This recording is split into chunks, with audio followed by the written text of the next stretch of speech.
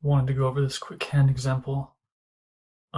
This is a 9 max, very deep stacked live sim. So we have a pretty moderate range of the hijack versus the big blind, and whenever you're deeper stacked, you play more hands in each position. So this was meant to replicate a hand that we would see in a live 9 max game. So if you're in the low jack or hijack, this is kind of the range that I set up. This is a little bit wide, but this seems about on par with some of the stuff you'll see a fairly active player or just kind of a spewy player open with. And so if you can test this, it's not that big of a deal for the point of the sim. But I got these from an upswing course for the deeper stack live cash stuff. So yeah, this is what the in position range looks like, and oops, this is what the out of position range looks like. This is a lot of hands. Again, obviously this is very wide, but you know, if you've played enough low stakes live, honestly, I mean even mid stakes live, I mean you just see players defend the big blind so wide. And when they're deeper stacked, they actually get to defend the big blind pretty wide here, wider than you would expect. So whether it's like an action, trying to push edges post flop sort of live pro, or just like some, you know, fishy stationary player in the big blind, these are kind of the ranges that I've seen used for sims that kind of go through this concept. And so these are the same ranges I've tried to adopt and try to keep on par with what I think would see as well. This might even be a little too aggressive with 3-betting, but you know, they got to have something. But yeah, let's just get into the sim here. So we have range check. We have them betting about 75%. Just, you know, a standard c bet. It's a dry board. People over c bet boards against the big blind, where the board is paired, especially in a scenario where they're not going to have any trips and the big blind is. People don't really think about that. They just c bet 1/3 or 1/2 blindly with a very high percentage of the range. So this is kind of what we see. And we see about 25% raises here. We raise with pretty much all of our trips. A good chunk of our better Jack X. As you see, some of the 9x, 8x, some of those hands are c-betting in position.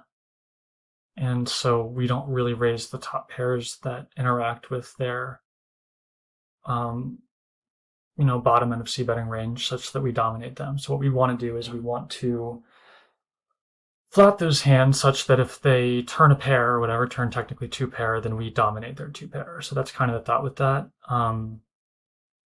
So it's, you know, both the conjunction of equity when called and then also trying to set ourselves up to dominate with their 1-pair or 2-pair holdings. I'm not going to get too caught up on that. But on boards where you don't see a lot of range interaction, say on a lower board like 9-5-3 rainbow or whatever, you can, you know, you can raise your 9-5 or 9-6 suiteds or 9-4 suiteds or whatever in the big blind for value, because they're not going to have as many, you know, 4x and stuff like that. So your 9x is going to be safe. But in that instance, you know, they're going to be c-betting a lot of their 10x and jack x as air on the 9 high board. So you don't want to re-raise Jack 9 or 10-9, but you know, the 9-4, the 9-6 is totally fine. So hopefully that concept makes sense. And moving on, you know, this is the GTO strategy here that we're looking through. So we see our Jack X, our stronger Jack X, and pretty much all of our trips. You see some ace 3 and ace deuce getting in there. You see a lot of the, you know, low equity hands that turn really well here with 3 to a straight, 3 to a flush. That's kind of common. The under pairs and the low pairs that are closest to the 4. Queen X with some back doors that, you know, might block some of the trip combos as well. Pretty standard. You know, obviously we don't expect people to find these stuff. That's kind of the point of the video, is that these are the principles, but people aren't going to use principles. So let's get into the node locking here. So we raise, this is what their equilibrium call strategy looks like. So actually, this is before we get node locking. So we see that when we have Jack 4-4, deep stack, middle position versus big blind, and you see that a good chunk of your range, 1/3 pot, and they raise relatively small, you're supposed to almost pure call with ace-5 suited. You're supposed to call with ace-3 and ace-2 suited. You're supposed to call with 10-9 suited. And even like queen-8, queen-9, those hands are supposed to call. Your random ace-highs like ace-8 off, ace-9 off, all of those are supposed to call. Your underpair is supposed to call.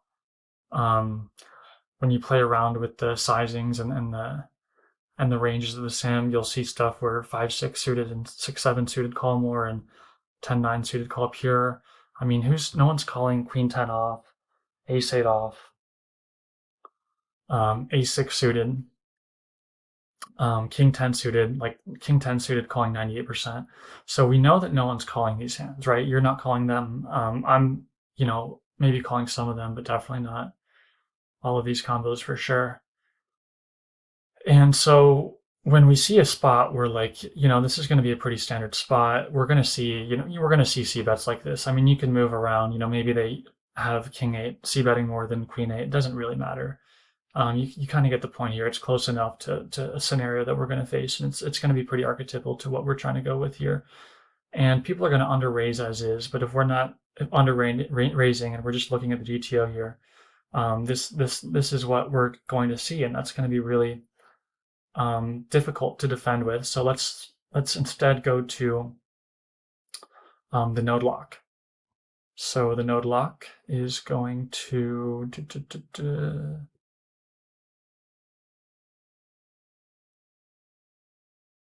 node lock is going to look like this. I had them actually see about a little bit less, 72 instead of 75. Doesn't really matter. But yeah, they had just more, generic combos. And I had them folding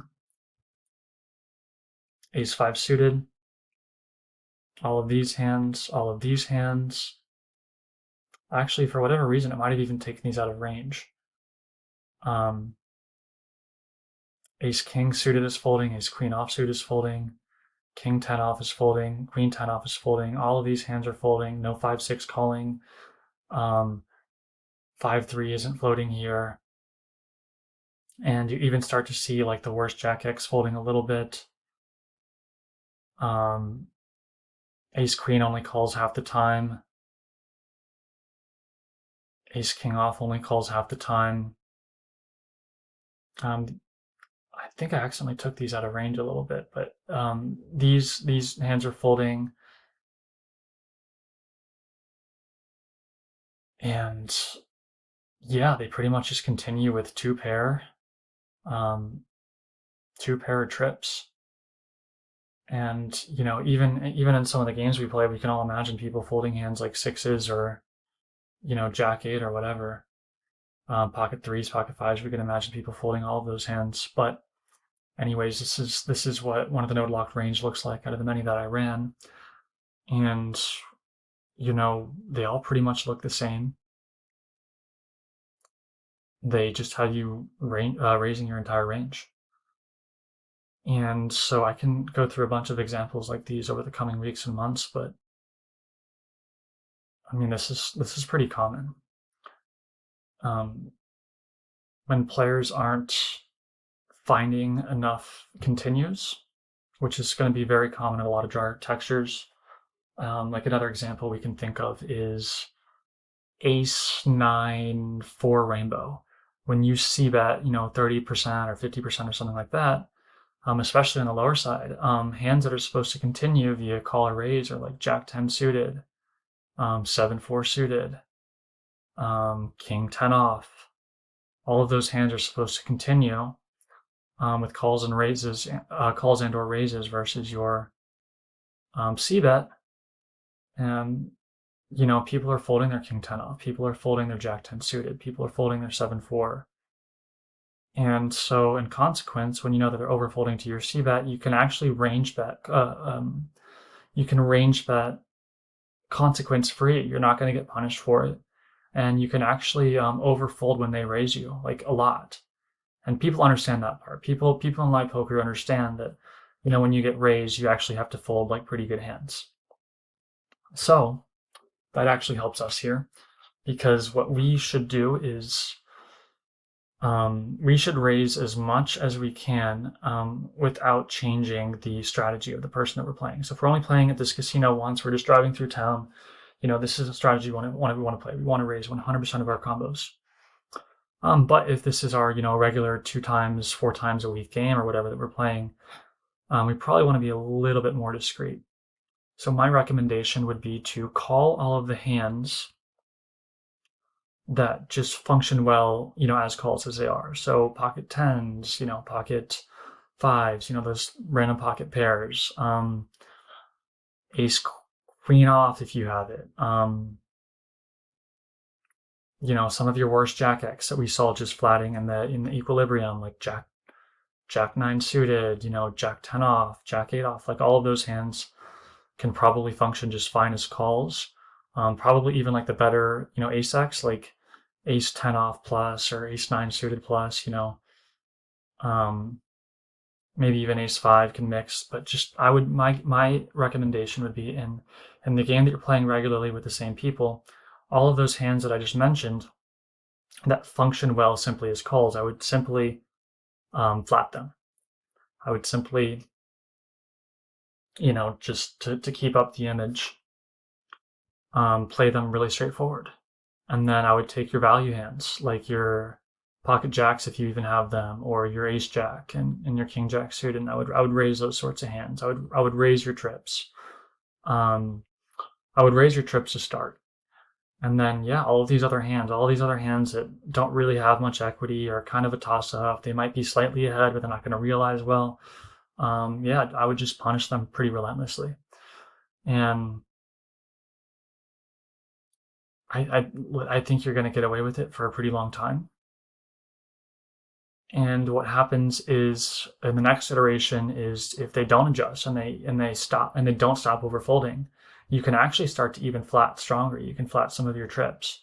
I'd probably even start with the better trips, and you can keep them in with those sorts of hands.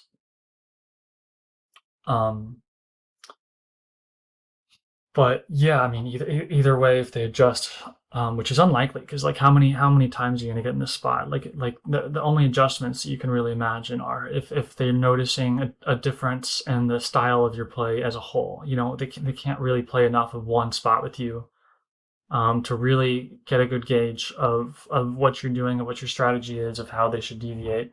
So when they deviate from you, it's just going to be kind of as a general thing, not as like in this spot they're deviating. So if they start to get wide, cut out some of the garbage, cut off some of the offsuit crap, like maybe 9-7 off can go, king 5 off can go, these king deuce, queen deuce, 10 deuce with no backdoor flush draw or whatever, they can go. And if they start getting wise to what you're doing, just start raising more with your equity-based hands, given that they're still not going to call enough to be GTO. Like even if they're getting wise, they might call with ace 8, but they're not going to call with like ace deuce suited or 9-10 suited or 5-6 suited. They're not going to find queen 8 suited. Like if they're getting wise to you overdoing stuff like this, they're not going to find this float anyway. So you can still punish them. Like just because they're catching on doesn't mean you have to stop. It just means you need to be a little more selective, be a little bit more equity driven. Choose hands with backdoor flush draws instead of clubs. Use less offsuit combos. Choose more cards with at least 1 over. Choose hands that can make straights on the back door. Stuff like that. So that's what you do if they start getting wise, because keep in mind, you don't want to shut down because they're not going to call enough. Just keep saying it and saying it. And then if they don't get wise, as I said, and they're just really, a dumb or unobservant player, always on their phone, or just no two wits about them, start flatting more with your top of range hands. If you got quads, or if you got, ace 4, king 4, queen 4, jack 4, or ace jack, whatever, just keep them in. Keep them in the hand and, earn the max in every single direction. And I'll definitely go through more examples of this later, but I actually feel almost a little bit weird that I accidentally took out some of these combos from their range, but when I saved the wrong one. But even before I did that, the solution, like I played around with this a bunch, the solution was always um, raise your entire range. When you played around with the preflop selections and what continued posts at certain frequencies, as long as it was kind of the same general calling range, adding more hands that are folding 100% isn't going to change this at all. So if I add, 4 combos of each of these and have them fold 100%, they're not going to raise any less. Like that's kind of the opposite of how the math would work if that were to be the case. But yeah, I'll wrap it up there. Hope that makes sense and hope you learned something. Hope you also, look for these spots everywhere. Like it doesn't have to be Jack 4-4. There's a million examples of this. Dry textures in general are very good for this. Paired boards when you're on the big blind are very good for this, especially when you're against middle range. Button, they're going to have more trips. Early position, they won't necessarily always have as many trips, but they're going to have enough strong hands, like big pairs, to defend themselves with. So the middle position versus the middle position, or just like the generically wide open versus the big blind, or spots where you're going to have, scenarios like this are really advantageous in general. But yeah, otherwise that's it. Thank you.